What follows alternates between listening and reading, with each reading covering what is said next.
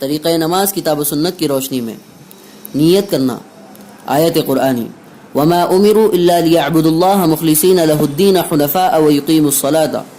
ترجمہ اور انہیں اس کے سوا کوئی اور حکم نہیں دیا گیا تھا کہ وہ اللہ کی عبادت اس طرح کریں کہ بندگی کو بالکل یکسو ہو کر صرف اسی کے لیے خاص رکھیں اور نماز قائم کریں. حدیث مبارکہ حضرت عمر بن خطاب رضی اللہ عنہ سے روایت ہے کہ رسول اللہ صلی اللہ علیہ وسلم نے فرمایا اعمال کا دار و مدار نیت پر ہے. رواہ البخاری. طریقہ نماز کتاب و سنت کی روشنی میں قیام کرنا. آیت قرآنی وقوموا للہ قانتین. ترجمہ اور اللہ کے سامنے باادب فرما بردار بن کر کھڑے رہا کرو. حدیث مبارکہ حضرت عمران بن حسین رضی اللہ عنہ فرماتے ہیں کہ میں نے جناب نبی کریم صلی اللہ علیہ وسلم سے نماز کے بارے میں پوچھا تو آپ صلی اللہ علیہ وسلم نے فرمایا کھڑے ہو کر نماز پڑھو. رواہ البخاری.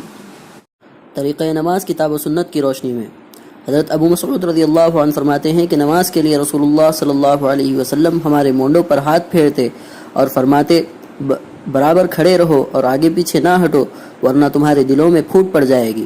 رواہ مسلم. طریقہ نماز کتاب و سنت کی روشنی میں تکبیر تحریمہ کہنا.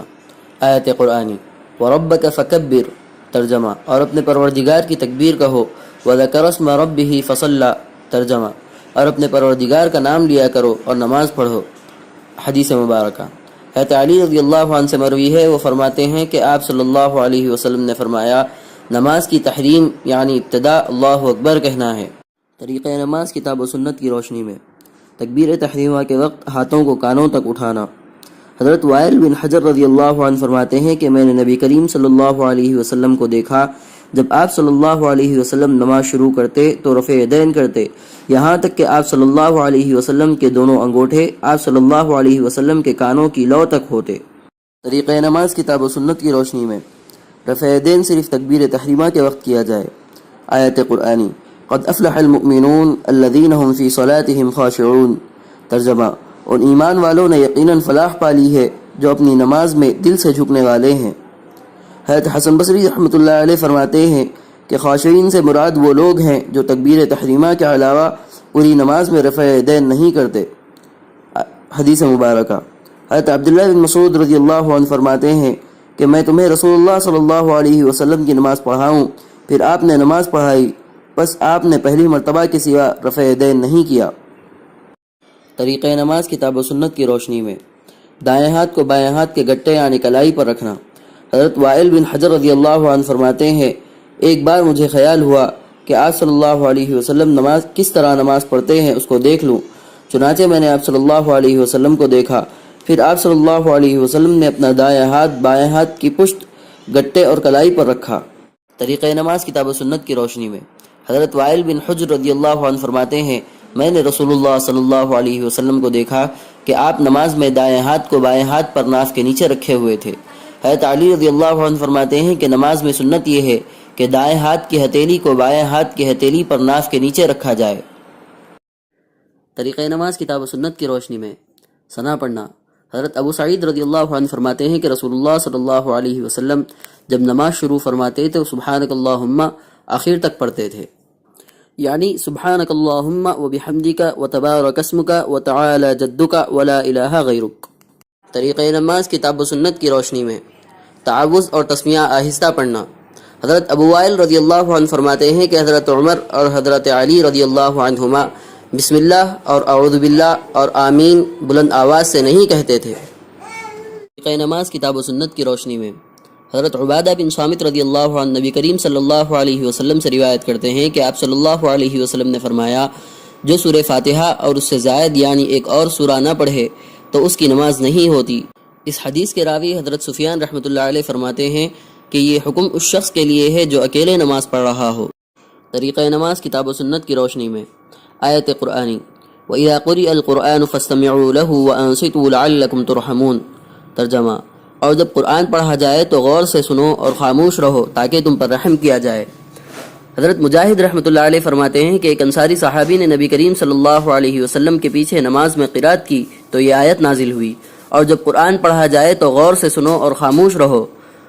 حدیث مبارکہ حضرت ابو ہریرہ رضی اللہ عنہ فرماتے ہیں کہ نبی کریم صلی اللہ علیہ وسلم نے فرمایا امام اس لیے بنایا جاتا ہے کہ اس کی اتباع کی جائے جب وہ تکبیر کہے تو تم بھی تکبیر کہو، اور جب وہ قرات کرے تو تم خاموش رہو۔ طریقہ نماز کتاب و سنت کی روشنی میں سری نماز میں بھی مقتدیوں کا خاموش رہنا۔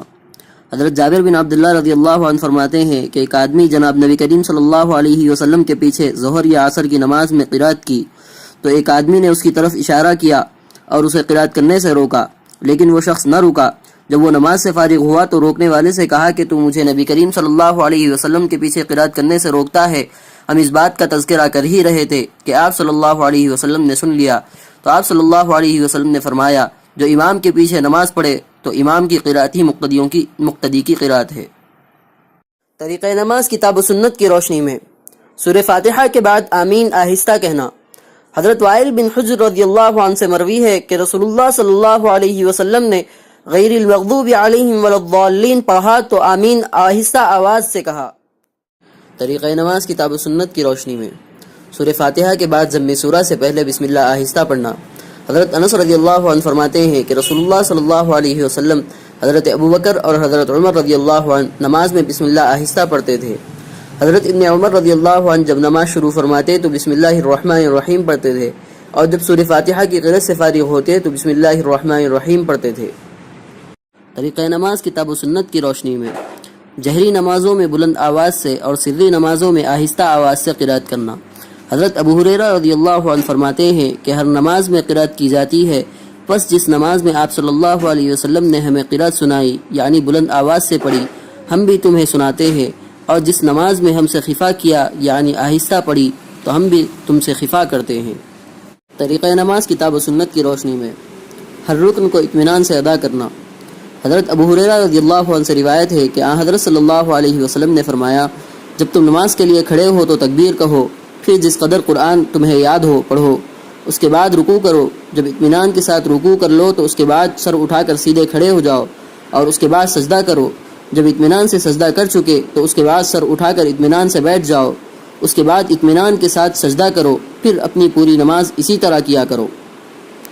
طریقہ نماز کتاب و سنت کی روشنی میں رکوع کرنا۔ وَارْكَعُوا مَعَ الرَّاكِعِينَ ترجمہ، رکوع کرنے والوں کے ساتھ رکوع کرو۔ حدیث مبارکہ۔ حضرت ابو ہریرہ رضی اللہ عنہ سے روایت ہے کہ حضرت صلی اللہ علیہ وسلم نے فرمایا، جب تم نماز کے لیے کھڑے ہو تو تکبیر کہو، اس کے بعد رکوع کرو۔ طریقہ نماز کتاب و سنت کی روشنی میں رکوع کے وقت تکبیر کہنا۔ حضرت ابو ہریرہ رضی اللہ عنہ فرماتے ہیں کہ رسول اللہ صلی اللہ علیہ وسلم جب نماز کے لیے کھڑے ہوتے تو قیام کی حالت میں تکبیر کہتے، پھر جب رکوع میں جاتے تو تکبیر کہتے۔